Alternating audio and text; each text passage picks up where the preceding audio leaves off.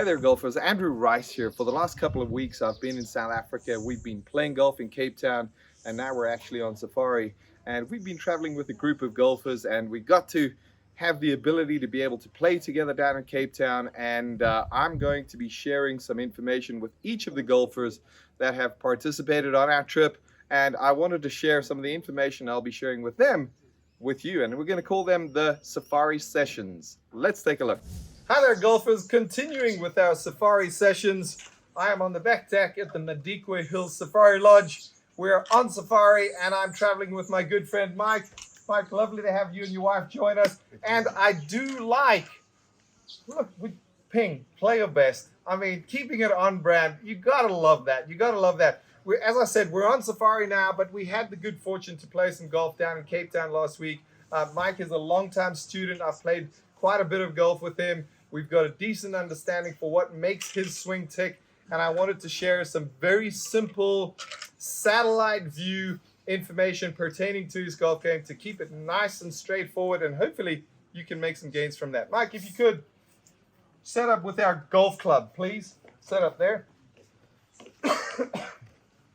Okay, so would you agree that the club head, as we take it back to the top, has to travel the furthest? Yes. Okay, it's got to travel a long way, and you'll notice how Mike tends to get a little bit draggy at the start of the backswing. And so if I were to keep this here and you start your turn, yeah.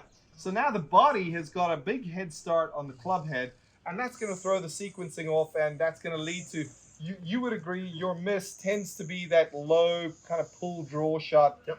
And when things get off, you hit enough of those, you're going to hit one of those push right ones as a counter to stop doing that. And that's when you get a little bit off. When you're good, and you played some fabulous golf down in Cape Town, at certain times it was straight, and we're going to stick with that theme. Okay, so how are we going to get there? Take your setup for me. The club head has to win the race. So start the club head going. Club head, keep going, keep going, keep going, keep going, keep going. Like that. Okay, and I'm not going to say I want you to turn less. I'm going to say I want the club head to get a head start on the body instead of the other way around. Okay? So again, I'm going to restrict the body. Just arms and there. That's lovely there. Okay, you feel how there's a little more torque, a little more tension there? The club head's going to get started. You're doing a nice job, and that's a theme that you've really had to work on hard over the years, is really keep some left side bend into the backswing. You're doing a lovely job there, Mike.